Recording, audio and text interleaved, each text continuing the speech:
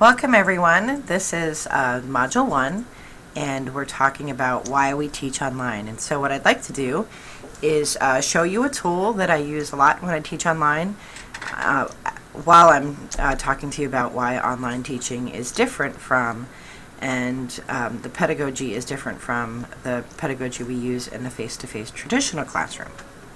So we're going to start here by clicking on modules. You've already done that if you found this, and Introduction to Teaching Online, and here we are in Informational Presentation. Module 1, Lecture 1, What is Online Learning? And so you can see that I've prepared ahead of time a Prezi, and this is an alternative to PowerPoint.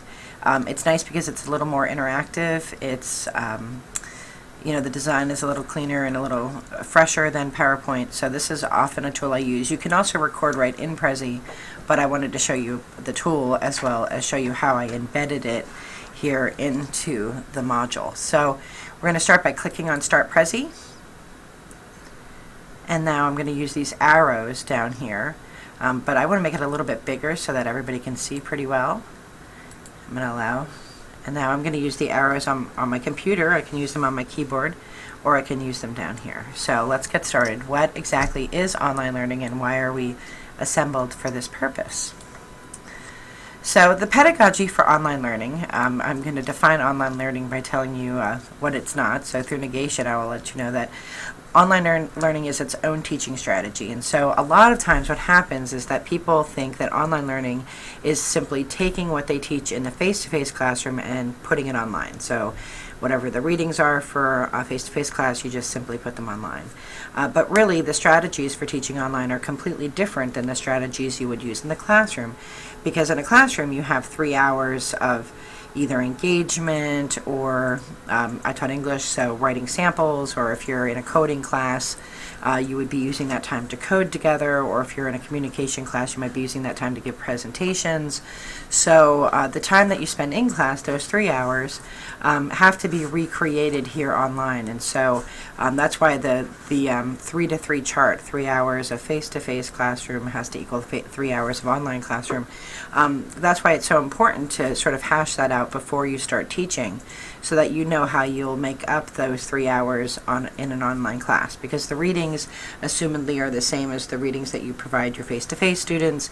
The at-home activities are the same, and essays and tests and things like that are probably very similar, but what it is you do with that 3 hours of instructional time, that's the important part, and that's the part that that we need to design. So we're going to do more than just move face-to-face content to online space. We're going to take our content and make it as vibrant and as fresh as it would be as if a student were taking this course in a brick-and-mortar classroom. So some things to consider. This information comes from a really great paper all about the differences between online and face-to-face learning, and I have it included in the reading, but just to highlight three concepts that the article talks about. The differences really between online and face-to-face teaching have to do with the role of space, because space of course is different when it's virtual as opposed to when it's real.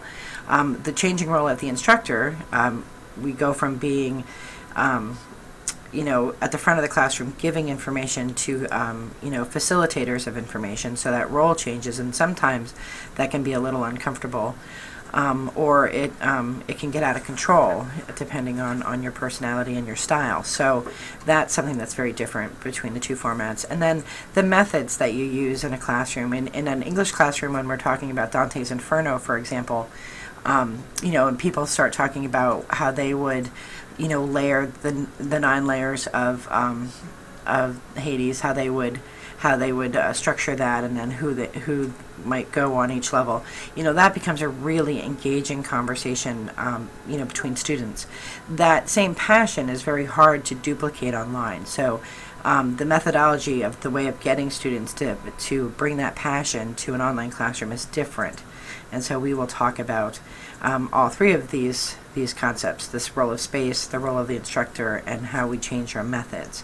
So it's really important when we think about why we teach online to understand that we teach online because it's convenient for students. We teach online because our students need to access college material because their lives are so diverse, and so they have so many things going on, work and home, and different demands that make online learning attractive.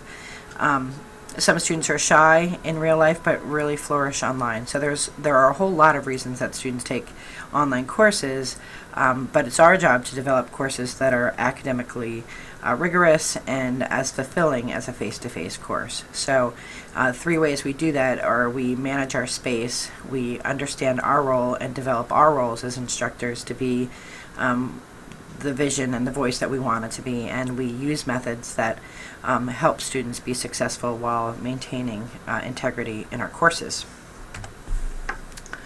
So just to look at one of the charts that was in the reading that you had, I wanted to just kind of look this over.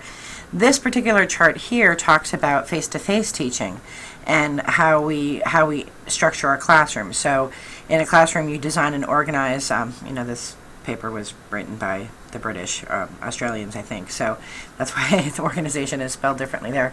But you have a lot of, your instructional design deals only with your content, because everybody's rooms are standardized by your college. So it's not like you get to, in most colleges, you don't have rooms that are assigned to you. You might if you're in a specialized program, but for the most part, your design deals entirely with the content.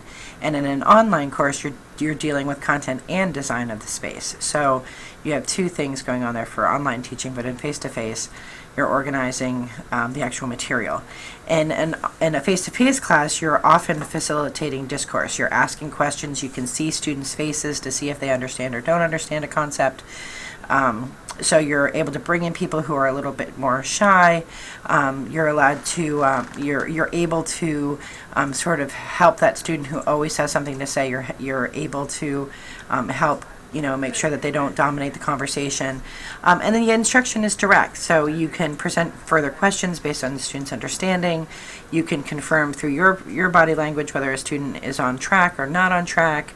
And there's a lot that you can do in that physical space because you're with the student. And so that changes when you go in an online environment. So this particular chart looks at all the different research that's been done, and I like it because it kind of goes from early teaching in '95 up to 2011, and of course this is always changing with social media and different components that we add to online learning. But you can see when we look, the instructor becomes a manager. We design, we facilitate. Because we can't read faces, we have to predict and anticipate how students are going to react to each other, how they're going to react to the content, how they're going to react to us, and we build assignments based on our predictions of best practices in that particular topic. So we're often editing, online courses are top heavy. You end up designing it all in the front end, and then when you're teaching it, you're available through for online office hours or for grading, but a lot of the heavy work is already done because you've already edited and designed and put everything into the course. So I think it's very helpful to look at the 2 charts and look at the difference between what is expected in a face-to-face classroom and how those expectations change when you're no longer able to see facial features, and you're no longer able to give students your body language to show that they're getting it right or they understand the concept. And of course, now you're responsible for both the physical space and the intellectual space, whereas in a regular classroom, you can move furniture around, but for the most part, your space is already designed for you. So it's just interesting to look at the 2 of them side by side. So the risks, I want to talk about some risks and myths about teaching online.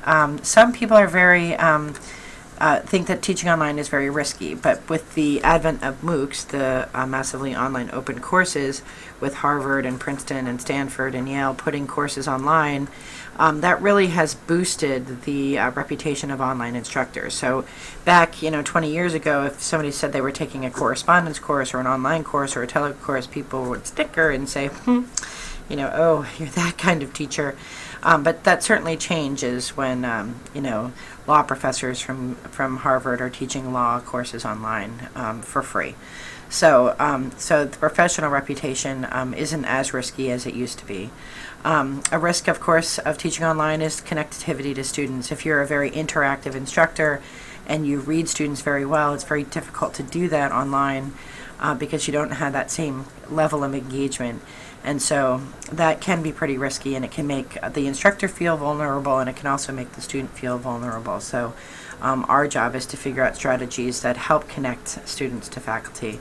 And then, of course, the risks of teaching online are troubleshooting. You know, what happens if a light bulb blows out in your face-to-face classroom? You can call maintenance, and somebody's going to come and fix it. If at 2 in the morning Angel blows up and you don't know what to do, you know, who do you call? Where do you get help? So part of this course is to help you troubleshoot situations so that you're able to fix things that you can fix. Some myths that I'd like to dispel right away: online classes are not easier than face-to-face classes. Online classes tend to be a lot more challenging because a student has to direct his or her time, and an instructor has to direct his or her time. Another myth is that online teachers are easier, and of course that's not true either. Of course, there are online teachers that are easier, but there are also face-to-face teachers that are easier. You know, instructors, since the beginning of time, there are ones that are hard, there are ones that are easy. So students figure out who's who and go where they go. But it's not inherent, in the format of the course. And then the third myth, of course, is that online learning is less rigorous, and by that I mean academic. So, if you take English 250, American Romantics, it's less academic if you take it online, and I don't think that's true. That's really up to how the instructor designs the course and how he or she assesses student work in that course. So where do we start? How do we start this process? How do these 15 hours work to our advantage? What can we do in this space that will help us to be better in the end, which is our number one goal? The very first concept that we're going to explore is how to plan carefully, because a lot of the work happens on the front end of an online course. So if you plan it carefully enough, you should be able to prepare lots of great material that will be helpful to students.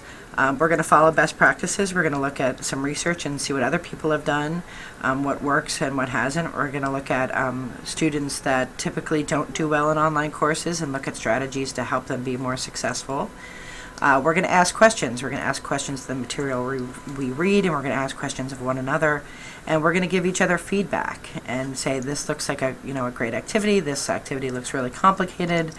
We'll build ways to communicate with students so that we can always keep those channels open. And finally, we're going to be flexible. Online courses are less forgiving because students see every error, but we also learn how to be flexible so that students get the most and the best experience they can. So this course will help you think about online teaching and learning. It will help you develop strategies for teaching online. It will help you learn the nuts and bolts of Angel, and it will provide resources for continued success. So those are our overall goals, and so I hope that we are successful, and you'll let us know at the end if we've been able to help you do that. So the 3 people that work in our department are, of course, I'm Beth, and I'm the Director of Instructional Design. My email is here, my phone number, and my office location. I'm in Cranford, in the basement of the library.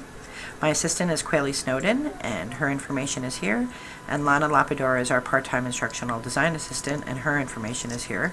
We also have 3 lovely student assistants, and they are here to help you, or at least point you in the right direction if we're not here. So thank you so much for paying attention to this very first lecture, and keep going with the assignments for this segment, and I will see you in Module 2.